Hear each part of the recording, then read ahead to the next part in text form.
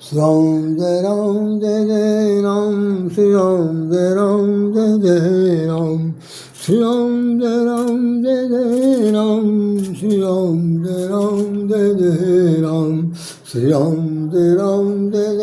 Ram, Shri Ram Jai Ram Jai Jai Ram, Shri Ram Jai Ram Jai Jai Ram, Shri Ram Jai Ram Jai Jai Ram, Shri Ram Jai Ram Jai Jai Ram, Shri Ram Jai Ram Jai Jai Ram, Shri Ram Jai Ram Jai Jai Ram, Shri Ram Jai Ram Jai Jai Ram, Shri Ram Jai Ram Jai Jai Ram.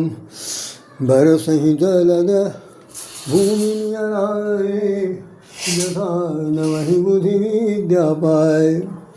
बरसहि जलद भूमि नियराए, यथा नवहि बुद्धि विद्या पाए। आइए हम लोग इसी पर दो शब्द कहते हैं। आज सावन, लगभग सावन समाप्ति पर है और सावन का मन भावन ये तीज त्यौहार, तरह तरह के लोग, महिलाओं में ये एक प्रकार का सजने का भी त्यौहार है। ब्रहियों के लिए अपनी विरह वेदना को तड़पती हुई स्थिति में शब्दों में बखान करने का भी त्यौहार है। जो विदेश चले गए हैं, विदेशिया बन गए हैं, अभी तक लौट कर नहीं आए, उनकी प्रतीक्षा में आँख बिछाए हुए उन महिलाओं के लिए भी एक बड़ा दुखद समय रहता है। उसके अलावा जिन लोगों को बहुत ज़्यादा, अभी मैं इस पर बोलूँगा, ये मैं बस बहुत संक्षेप में बोले दे रहा हूँ,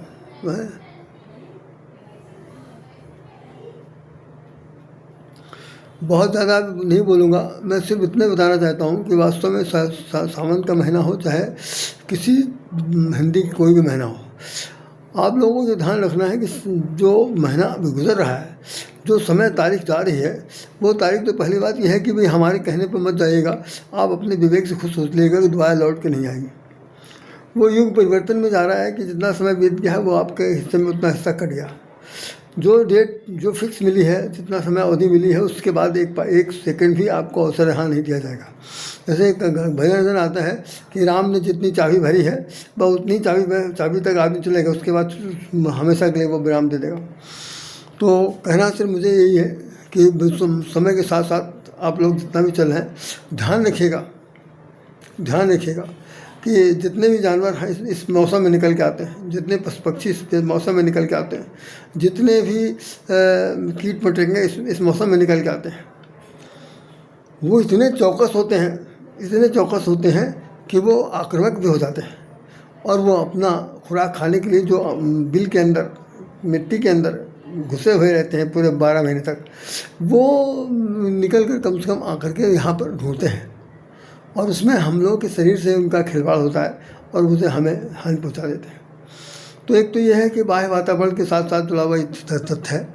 दूसरी बात मैं आपको ये बता रहा हूँ कि आप लोग क्यों कहें, हम सब लोग मिल कर के एक निश्चय करें कि सावन के महीने में कम से कम इतना जरूर होना चाहिए कि जो एक आह्लादित समय है, सावन में झूला पड़ रहा, सब जान रहे राधा कृष्ण झूल रहे हैं, गोपी ग्वाल उनको झुला रहे हैं, गोपी ग्वाल को झुला, जैसा मेरा एक झूला गीत अभी निकला था, इस एपिसोड हमने दिया था।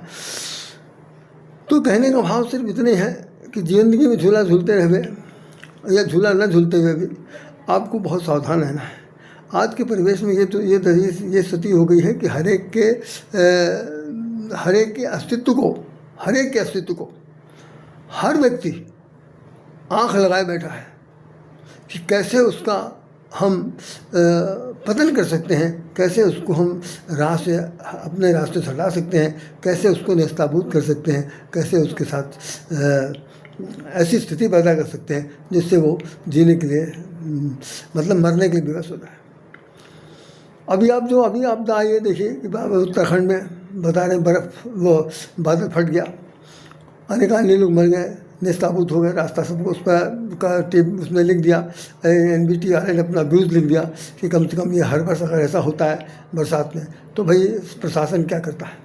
13 का उन्होंने उदाहरण दिया था, जब बहुत वहाँ से नदी बही थी, उसमें पूरा इमला शिमला जो कुछ थे वो सब बह गए थे।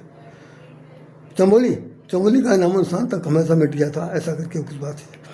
तो भाई मेरा मतलब सिर्फ इतने हैं कि समय के साथ समय चलिए और जितना हो सके जितना हो सके अच्छे से अच्छा काम करिए, किसी के लिए बुराई ना करिए, और कोई बुराई करता है तो आप ऐसा करिए कि भाई उससे अपना रास्ता थोड़ा सा कम कर लीजिए, उसके रास्ते से गुजरने के लिए आप कम अभ्यास करिए, मत जाइए आइए, ताकि सामना पड़ेगा तो वो कुछ करेगा। इससे अच्छा ये है कि भाई दूरी बना के रखो। एक देहाती मसल है, कहावत है कि छूत से सदा दूर रहो।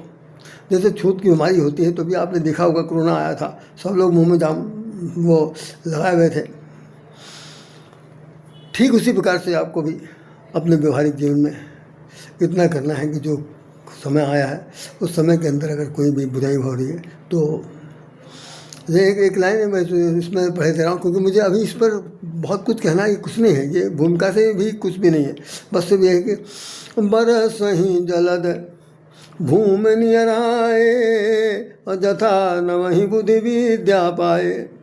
गोस्वामी जी कह रहे हैं कि जब बरसात होती है तो बादल जो है वो आकाश में चाहे कहीं भी टहल रहे हों, लेकिन वो बहुत नीचे आ जाते हैं। बरस ही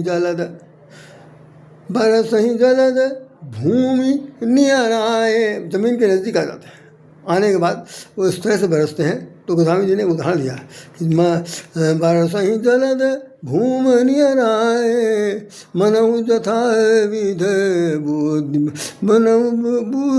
विद्या पाए बरा पाए जथा न मही बुद्धि विद्या पाए बरस ही जलद भूमि नियर आए जथा न वही बुद्धि विद्या पाए।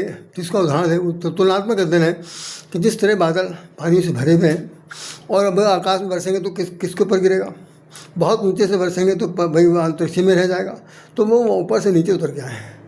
किस लिए आए? धरती जल प्लावित हो जाए, धरती के अंदर वो धरती उपजाऊ हो जाए, कृषक के लिए भी काम भी हो जाए, और जितने भी जीव जंतु हैं उनको भी पानी की आवश्यकता है। अगर वो तड़प रहे हैं, हाँफ रहे हैं, सांप रहे हैं, कुछ भी कर रहे हैं तो उनको भी मौका मिल जाए। और साथ साथ सावन के महीने में लोग इधर से उधर ज़्यादातर नहीं आते क्योंकि पानी उसके अंदर बहुत बड़ा बाधक है, तो घर में ही रह करके राम राम करें, भगवान शंकर की पूजा करें, कोई गाय गो बजाए, जो भी करे। तो कुल मिलाकर के भगवान शंकर के लिए ये आदाय तो दे दिया गया भाई सवालों महीना, और भगवान विष्णु ऊपर से बरसा रहे हैं, तो बहुत नज़दीक आकर बरसा रहे हैं। तो बरसें ही जलद भूमि नियर आए, किस प्रकार से कि जथा न वहीं बुद्धि विद्या पाए। जैसे बुद्धिमान व्यक्ति को विद्या मिल जाए तो विद्या मिल जाने के बाद वो प्रणाम करता है, विनम्र होकर के झुक कर चलता है, तो होता नहीं कि फलों से लदे हुए वृक्ष हमेशा झुक जाते हैं। विद्या दत्तात् विनयम, विद्या विनय देती है। तो विनय प्रदान करने के लिए जैसे विद्या का सबसे बड़ा भूमिका है, ठीक उसी प्रकार से बादल भी जो जीव नहीं है, प्राण नहीं उनमें, लेकिन फिर भी वो प्राणयुक्त होकर के पर्सनिफिकेशन अलंकार है यहाँ पर, मानवीकरण से आकर के अगर नीचे ज़मीन में बरसाते हैं तो आप लोगों को भी अपने जीवन में अपने बुद्धि का, विवेक का, गुण का, सद्गुण का, व्यवहार का, सद्व्यवहार का, प्रेम के रीति रिवाज का, धर्म के आचरण का, सबका जो प्रयोग है वो बहुत ही सावधानी के साथ सचेत होकर करना चाहिए। तो भगवान भी खुश रहेंगे। फल तो देने के, वृक्ष तो हर साल फल आता है। आज तक कभी वृक्ष ने कभी कहा नहीं, वृक्ष कबू नहीं फल बखे नदी न संचय नीर, परमार्थ के कारण साधन धरा शरीर। जब वृक्ष कभी फल नहीं खाता, नदी पानी नहीं पीती, सब लोग अपने अपने काम में लगे हैं, किसके लिए? परमार्थ, दूसरों के हित के लिए काम कर रहे हैं। तो भाई हम लोग दूसरों काम ना आए तो कम से कम दूसरों के लिए अन्यायप्रद भी न बने। और यद्यपि आप मेरी बात खंडन भले कर दीजिएगा, यद्यपि पूरे समाज में इस समय स्थिति हो गई है कि बहुत ज़बरदस्त खींचातानी है, बहुत बड़ी रस्साकसी है। कौन किसको हरा देगा, कौन किसको स्थापित कर देगा, कौन किसके ऊपर रौंद के चला जाएगा, कौन किसके ऊपर फान जाएगा, कौन किसके अस्तित्व को मिटा देगा, ये सोचना समझना विषय पर तत्व बन गया। तो मेरी बात को ध्यान में रखते हुए ये सावन का महीना जो है वो क्या है? मन भावन है, गुणकारी है, सबके लिए हितकारी है, सबको कुछ न कुछ देने वाला है। और अभी बहुत अधूरा मैंने कहा, मैं सिर्फ इतने कहूँगा कि आप सब लोग मस्त हैं, मगन हैं, सावन की फुहार देंगे। अभी तो मुझे सावन के बारे में बताना है कि एक मैं अभी से भूमिका दे दे रहा हूँ, अगर बता पाया तो बता दूँगा कि सावन के महीने में गधों को हरी हरी सूझती है। एक मुहावरा नहीं बल्कि कहावत है, हमने बहुत दिन से बचपन से सुना था, और जब और बहुत प्राउड हुए तो फिर हमने कहा इस पर मैं लिखूँगा। बहुत प्रयास किया, लेकिन सफलता फिर भी नहीं मिली कि समय नहीं मिला। सफलता तो खूब मिली, समय नहीं मिला। लेकिन इस बार मैं सोचूंगा कि 9 तारीख को सावन ख़त्म हो रहा, उससे पहले हम वो करें। लेकिन अफसोस ये है कि हमारा जो जो तो मैं चैनल बना रहा हूँ ये यूट्यूब पर जा नहीं पा रहा है, कुछ समस्या आ गई है, इसका समाधान मुझे ढूंढना है।